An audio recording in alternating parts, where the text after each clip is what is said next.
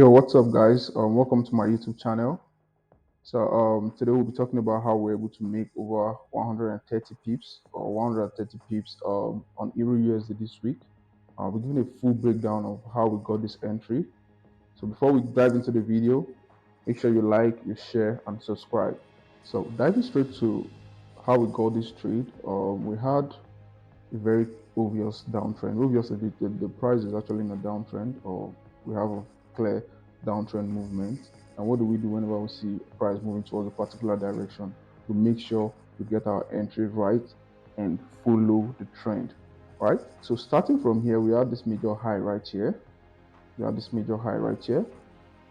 And then we had a turtle soup, which was this. Price give us a turtle soup right here. Now we have this supply zone right here. So after price took out this turtle soup, came back into the trend, we had a retest on it, and that was what led to this good move, or this sweet move during NFP last week, right, or last 2 weeks rather.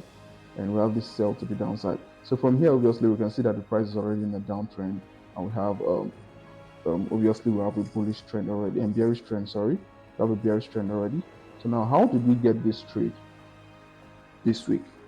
Now, after we had this strong push to the downside after during NFP, then what happened?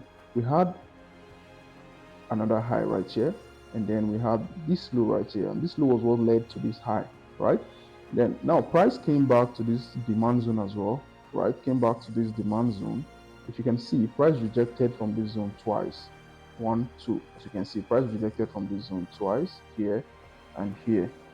That rejection, 2 rejections on this demand zone. And what happened later on? Price invalidated this demand zone, right? And now we have our breaker block here, or our mitigation block. We have our mitigation block at which we expect price to come back to the nearest future to mitigate, right? And then what happened next? During CPI news, we have this push to the upside, which actually came to test this breaker block, right? So we had another sell opportunity here. We had another sell opportunity here, right? Targeting this low, right? Then after that, what happened next? Now, how did we now get our trade for this week? Okay. Now, this was how we got this trade for this week. Now, if you can observe from here, price grabbed liquidity from this zone, and after grabbing liquidity from this zone, it's pushed up. And now this was supposed to be a demand zone for price to reject, right? Price was supposed to reject from this zone, right? We're supposed to reject from this zone coming down. But we have a zone right here that price needs to get to. Now we're supposed to get something like this normally if price has respected this high, like coming here, invalidating this high rather, then retesting it and pushing to this way. Now we have a clear retest after breaking the structure. But obviously that did not happen. Why? Because of the news, the volatility in the market. Price just went straight to this zone and tested this zone and reject. Now, after we have this zone being invalidated, price needs to come back to retest this zone because it is an unused zone, right? Now, drawing it to the left,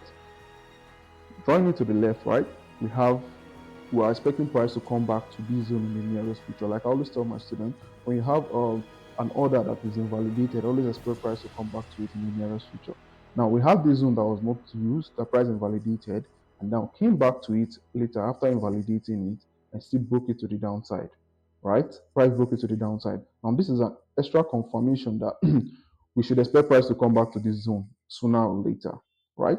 Now, aligning this zone with our fair value gap that we have here, which is this gap right here, that we have right here, it's another extra confluence for us. So instead of we waiting for price to just take out this liquidity right here, which is this liquidity, and continue dropping, what do we expect? Then we expect the price to take out liquidity from this zone, testing this breaker block or mitigating this zone, and then rejecting back to this level, right? So now that was how we got this first position. This first position we took on Euro USD on Tuesday. That's how we got this first position on Tuesday.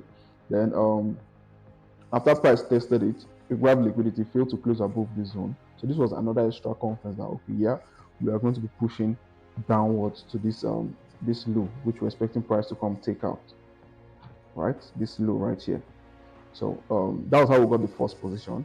Then coming to the market on Thursday, which is we got our second position on Thursday, right? On Thursday, we got our second position on Thursday. Now let's go to 1 hour time frame. All right. So on 1 hour time frame, we can clearly see that price actually grabbed the liquidity and came back into this trend, right? And what happened next? Now, after giving us this high, after creating this high, price created a new low right here, then created another high right here, and then gave us another low right here. Now, what do we expect next? So we expect price to give us a strong push, invalidating one of these zone or breaking one of these zone rather. So now what do we see next? We see price coming back to take out this zone with a strong momentum, breaking the zone below and giving us a break of market structure. Right? We had a break of market structure. So let's name this a break of market structure, BMS. Now we have our break of market structure, right? Now let me take this out. We had a break of market structure. Now price pushing down with a strong momentum and leaving a gap behind, right? As you can see from here, we had a gap right here. We have this gap right here. And that was how we got our second entry. Now we took the second position, I think 50% of this, which is yes, we took our second position from this zone. Now targeting this low. Normally my target was this low. I was supposed to hold the trade to this very, very low. But since I saw that news on Friday on Euro and price pushed down to this level, immediately got to this level, I just closed the trade. And I was on, I think by 9:30 on Friday morning, I was done already with the trade. I closed the trade, and that was how it got this sweet move for the sell, right? So with this, we've come to the end of today's video, and make sure you like, you share, and you subscribe to the channel. See you at the top.